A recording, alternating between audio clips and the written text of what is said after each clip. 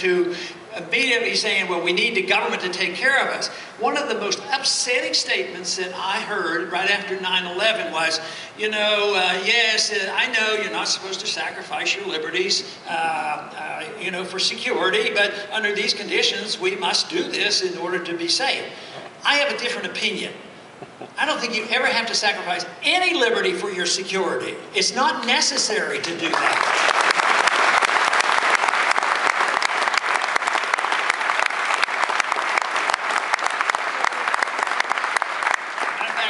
About the circumstances that led up to 9/11, it was our lack of confidence in personal property rights and responsibilities, because the government was still, at that time, even before 9/11, was in charge of providing security. They had the checkpoints and they had instructions, never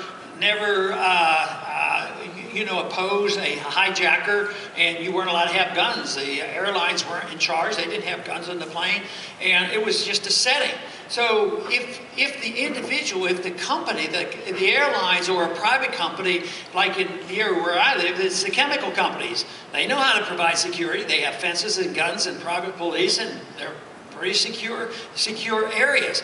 But what did we do when the government failed in their assumption that they would make us safe on airlines? It made it worse. It turned it all over. They created the TSA. We don't need a TSA to be safe, let me tell you.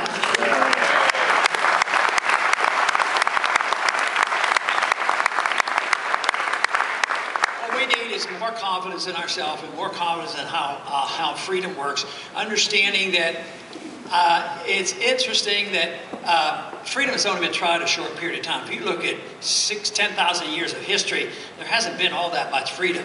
Most of recorded history, you have dictators and kings and pharaohs, ruling. And even if you look at the world today, even those special governments that we prop up, like Saudi Arabia and other places, we prop up so many dictators. We gave $40 billion to Mubarak, and all the money that we have spent to prop up dictatorship. So it's been only a small test. We've had the best test in this country. We've had the freest system and the most prosperous system, and yet we're letting it slip by.